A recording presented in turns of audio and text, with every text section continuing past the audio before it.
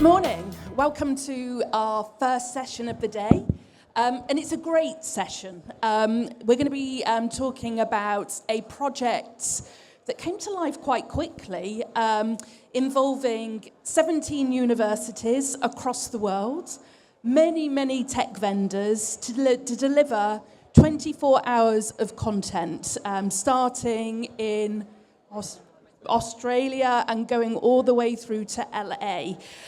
So it's a great session to get us started. And I've got with me Victoria from Lavera, Scott from Sky, and Carrie, who is the brainchild of this crazy project. And I'm Lisa Collins, and as Matt alluded to earlier, I'm going to be moderating many sessions, so I'm hoping that we can keep you all there and entertained throughout the day. So let's hear about this project. Carrie, coming to you first. Hello. Tell us about your crazy idea. Here's a crazy idea, and I can't quite believe that it's all been wrapped up. So yeah, as you said, the idea was to create the biggest global student broadcast ever. That's what we were trying to do. In the end, we had just under 1,000 people involved globally. As you said, 17 locations, 6 continents across 24 hours. Each university challenged with producing 1 hour of live content, all hosted out of Ravensbourne University. So they had a bit of a triple whammy. They were not only producing their 1 hour of live content, but they were managing the TV studio and the gallery for the whole 24 hours.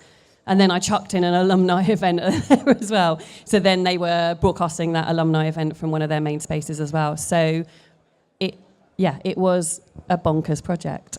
And the project itself, what were you hoping to achieve? I think we know that the industry is evolving and changing rapidly. The technology behind our industry is changing rapidly. The innovation, AI, there's lots of different things going on at the moment. But in conjunction with that, we know that it's harder than ever to get into the industry. We also know from a technical and engineering perspective that universities are struggling to recruit those students. So I wanted to create a platform, a community where we brought together industry and students and universities as much as possible so that we create that global community directly, so that if you are a company in Dubai, you can go, oh my goodness, I saw you work on that on-air project and you're based in Brisbane, but I've got this amazing job and I think you'd be great for that. But creating that immediacy, that connection that actually isn't there at the moment, alongside giving students a brilliant project to create and be part of.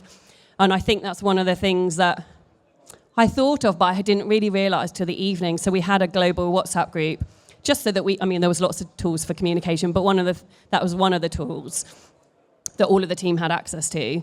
But then as we started going around the world, like Brisbane sent a team photo going, we've wrapped up, over to you, Mumbai. And then Mumbai were like, yeah, we've wrapped up and over to you, Estonia. And so you were seeing all of these teams come through on the WhatsApp group, alongside seeing all of this brilliant content that was culturally diverse, which again, I hadn't properly thought about, but you were seeing all of these different stories and the celebration of each community, whichever part of the world they were in, was really quite something. And that's what we were trying to do, alongside amazing industry people like Scott and Victoria and Stephen, who's in the audience, and many other people who did make it all happen. Yeah, let's talk about making it happen and come to you, Scott. So Carrie did this amazing job of bringing all 17 universities together, and she's painted the great picture of what you actually delivered on the day, which is amazing. But talk us through those technical challenges that you had to go through to bring it all together. I should say we only started with 10 and I kept adding them in. And Scott was like, is this the end, Carrie? And I'm like, yes, it is, I promise. Oh, but can we squeeze in another one? I think very early on it's going to be global, so we were going to have to put the majority of the stuff in something that is global. AWS were probably the second partner on board, so whatever we did was going to be built in the cloud. All the universities, again, we decided we're not going to touch what they're doing, just their studios, send it out over SRT into AWS. Then it was just about what we built in the cloud, and that's where we had a few different designs, a few different ideas.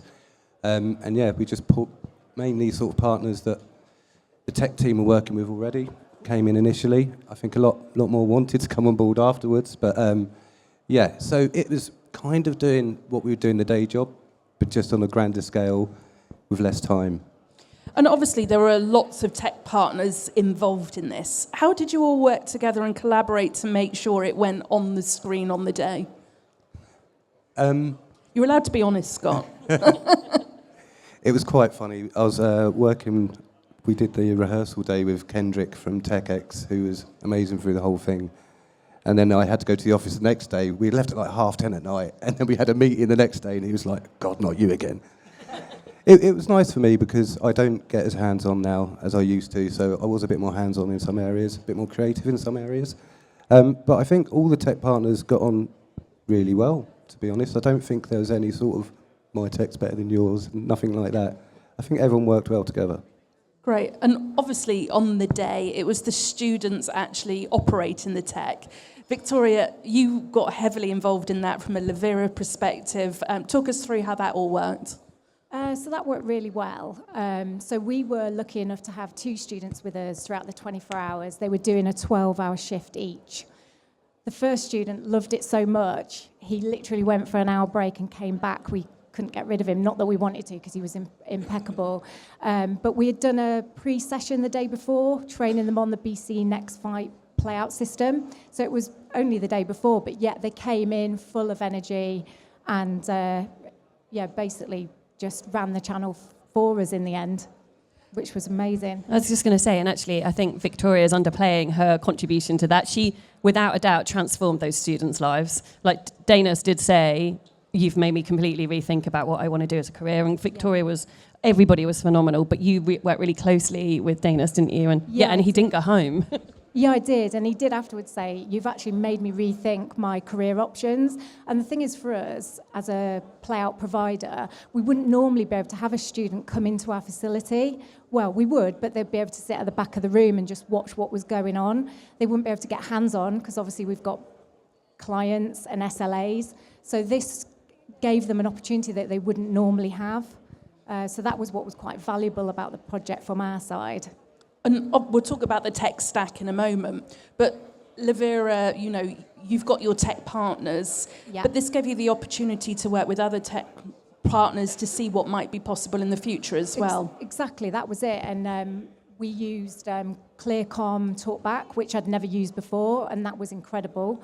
And also we worked with Provis, the scheduling solution provider, and although we had to take many test schedules to make it work through the playout system, it essentially worked brilliantly in the end, and it was absolutely amazing. But again, we worked with TechX, with Scott, with AWS, with John and Russell, RTJ and Kendrick, and they all made it work, and they just pulled together as a team and enabled the channel to go to air on YouTube. Scott, talk us through the tech stack. How did you pull that tech stack together to ensure that you pulled all 17 universities on air on the day? As I said earlier, it was AWS Media Connect that connected all the universities up. From then it was all received, SRT gateways, TX Edge from TechX. We had to do some frame conversion because we did want everyone to produce content in a certain way, and the Americans said no, so we used TX Darwin to do that. Then out of there, we went into Playout, which Levera and Vibe BC Next were doing. And then out of that, we did the distribution with Darwin, again, TX Darwin to YouTube. And Carrie, obviously you managed to get the 17 universities on board, which is brilliant. How did you convince the tech providers to give up their time to get involved in this project? Yeah, no, I suppose I was just going to kind of highlight that actually, is because everybody here kind of on the panel, and Stephen and the many other volunteers did give up their time for free. This was a voluntary project that did take 6 months to happen, and Victoria and Scott were up for 24 hours, but actually it was long. The broadcast was for 24 hours, but actually in reality, we all got up at 6 a.m. on the Wednesday and didn't go to bed till 2:30 a.m. on the Friday. I was going to say, I think it was actually nearly 48 hours actually in reality. I think that was adrenaline and worry and stress and that kept us all up. Do you know what, actually, Lisa? It was actually fairly easy. It was, I think, when I started mentioning it to people, we're really lucky that everybody was like, this sounds amazing, let's make it happen. And I think people understand what we were trying to achieve, which is to create that connection between students and industry and give a sense of a global project. We're a global industry, opportunities are global, and we need to ensure that young people have those opportunities and access to those opportunities, and to understand the breadth of roles that there are across our sector, and hopefully we achieve that through this project. But now I've got a little platform, I do want to just say thank you so much to you both, to Stephen, to everybody, because they did all work phenomenally hard and were absolutely incredible, and it wouldn't have happened without their dedication and passion to believing in what we were trying to achieve. So thank you. I think we can publicly say you're going to do it again in 2026. I'm so sorry. Yeah, we can. Just looking from a technical perspective, maybe you don't want to talk about the near misses that happened this time, but what would you do differently in 2026 from a technology perspective?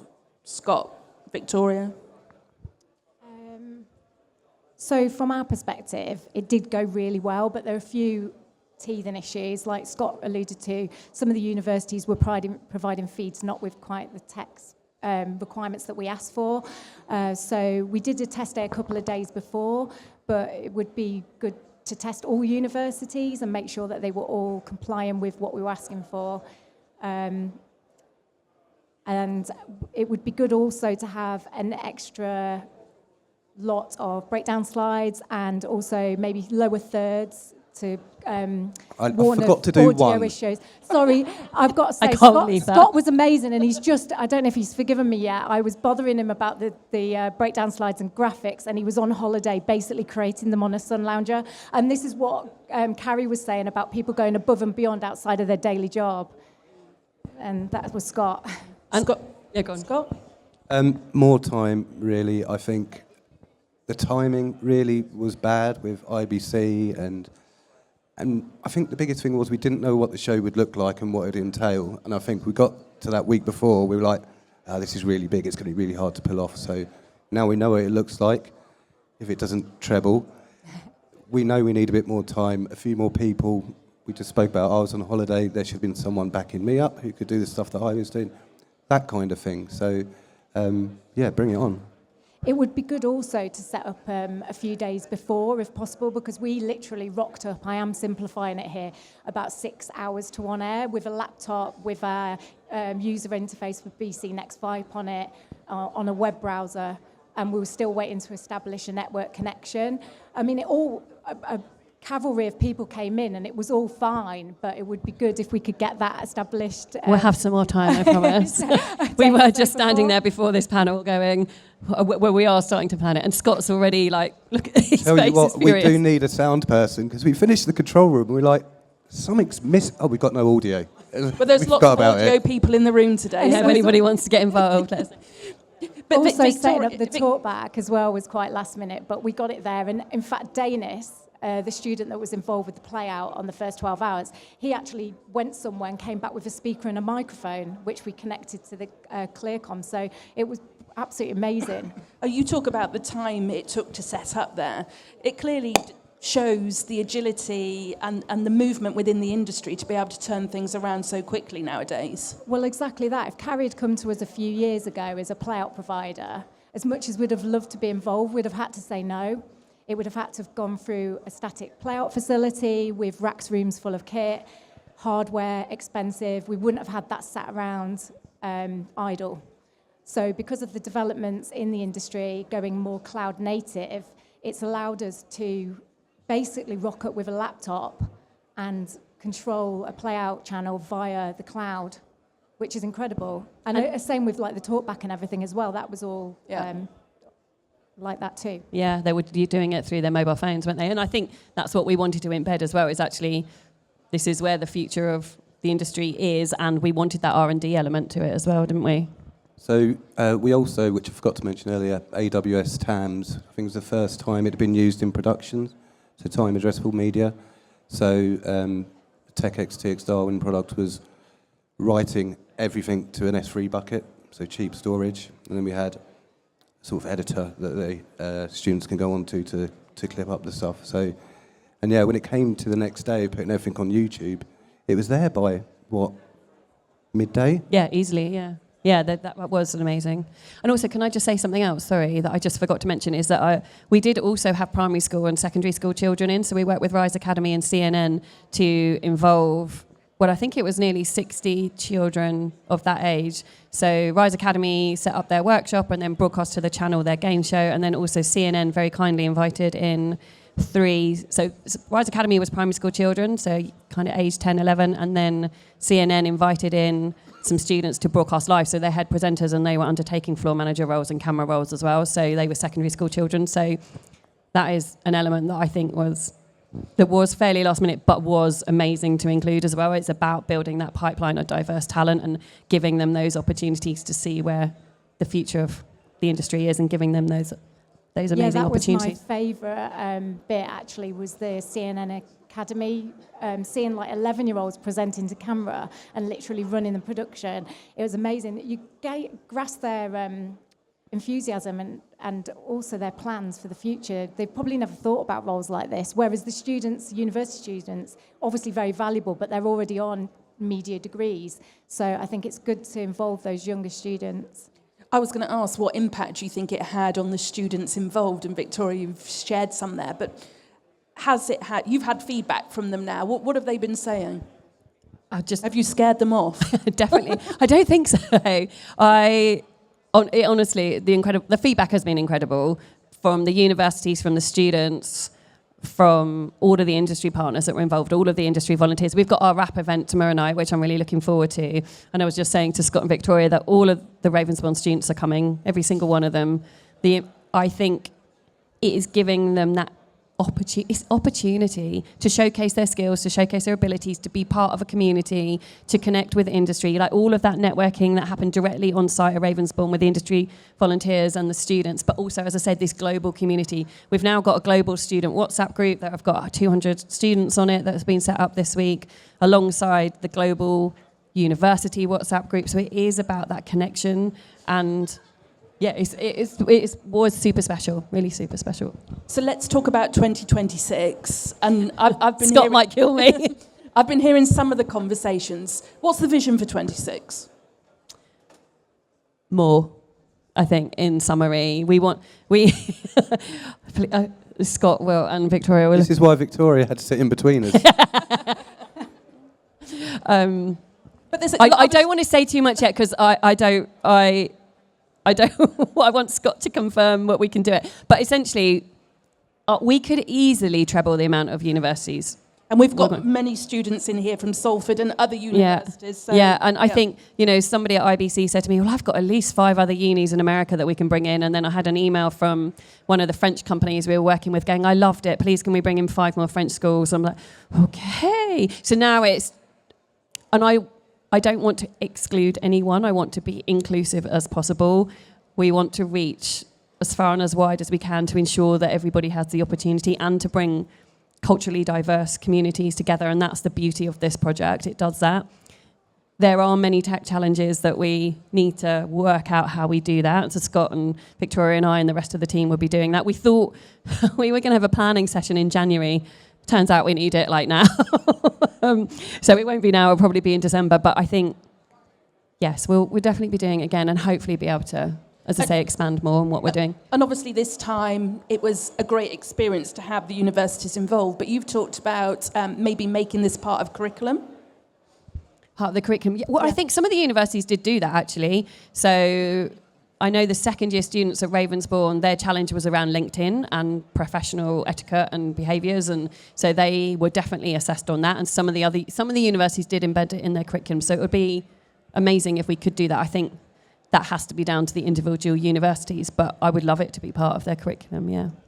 And in terms of, so I didn't see the whole 24 hours. Why? But I saw lots of the content, and the universities were doing lots of different things, quiz shows, all sorts of things. Would you like to see further variety in terms of the type of content that's delivered this time? Yeah, I think we left it down to the universities to decide what they wanted to produce, and they did produce amazingly different content. But I'd love to see some sport. I really would love to see some sport in there. And I'd love to see some kind of like fashion catwalk. Hence why Victoria needs to sit here. But we'll see. There's lots of different things that we can do. And I think this is the way that this project worked as well. We start out here and then have to kind of filter in to get to where we end up. So try and be ambitious and then see, like if the plans, if the scale of what we want to achieve is here, then we can always, we always end up pulling it back slightly. And kind of on a technical point of view, call out to industry. Who else do we need to get involved? It depends what Carrie comes up with. Really. Ask me in December. And we will do that.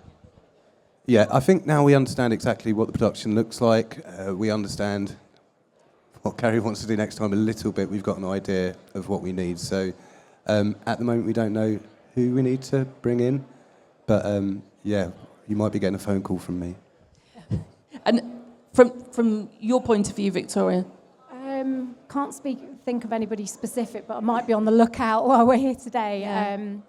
But I think also, I think this is the thing, if we're not involving your tech, that doesn't mean that you can't get involved. I think I just would like to say that. There are multiple different ways that industry can get involved in this project. We had, like Marisha sitting in the front here was a volunteer. She was there for 24 hours just helping on site on the day. Like we did need people to make teas. It sounds crazy, but make teas and coffees and just check the students are okay. And as well as we need some funding. Like I'm going to be really clear about that. We need some sponsorship to make the project happen. And we will need some tech, but there are different ways to make this happen. And I think just understanding that your tech might not be used, but the opportunity to engage with this global community of students that you are going to then be employing is such a valuable opportunity. And you could be part of that WhatsApp group. You could be posting your jobs on that WhatsApp group. There's different ways for industry to be involved if you're not directly providing tech that supports the outcome. And industry being involved really brings the brand into the next generation's mindset, doesn't it? Yeah, absolutely. And obviously, there was no other platform that we were going to do this on other than YouTube. Like it is one of the biggest distributors of content out there, if not the biggest. So, and we know that's where young people get much of their content. We're also talking about streaming on different platforms like TikTok next year. We did do a lot of content via Insta and TikTok, but not enough. That's definitely what we've got to improve on next year. The universities did a brilliant job of that. Like it was lovely seeing some of their content coming in like the weeks before we went live, just kind of some of the socials that they were doing. And again, I hadn't really connected, I just hadn't thought about that as much as I needed to. So we'll definitely be looking at that more and building up that kind of engagement as well.